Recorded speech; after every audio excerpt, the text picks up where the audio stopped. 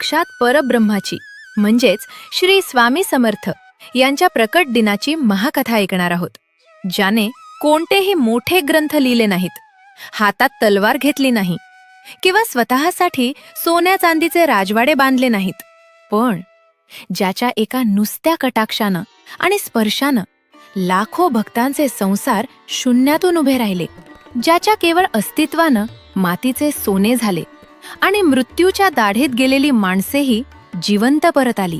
कथा आहे 18 पगड जातींच्या आणि लाखो भाविकांचे सर्वोच्च श्रद्धास्थान अक्कलकोटचे स्वामी साक्षात श्री दत्तगुरूंचा पूर्ण आणि प्रबळ अवतार श्री स्वामी समर्थ यांच्या अत्यंत गूढ, भयंकर आणि अंगावर शहारे आणणाऱ्या अद्भुत प्रकट दिनाची.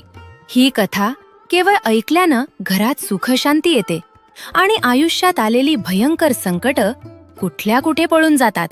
त्याआधी मित्रांनो, मी साक्षात परब्रह्माची ही महाकथा बनवण्यासाठी खूप मेहनत घेतली आहे.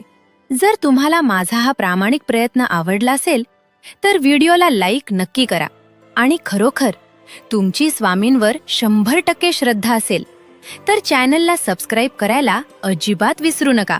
चला तर मग एका अथांग प्रवासाला सुरू करूयात. ही कथा खऱ्या अर्थानं सुरू होते ती आजपासून शेकडो वर्षांपूर्वी, इसवी सनाच्या 15व्या शतकात.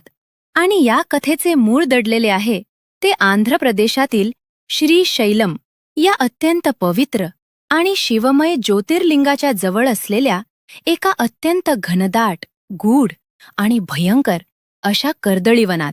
मित्रांनो, आजच्या काळात आपल्याला जंगल म्हणजे फक्त झाडे वाटतात, पण ते कर्दळीवन म्हणजे काही सामान्य जंगल नव्हते. ते एक असे निबिड, अंधारे आणि भयानक अरण्य होते, जिथे दिवसाढवळ्या सूर्यप्रकाशही जमिनीवर पोचायला घाबरायचा.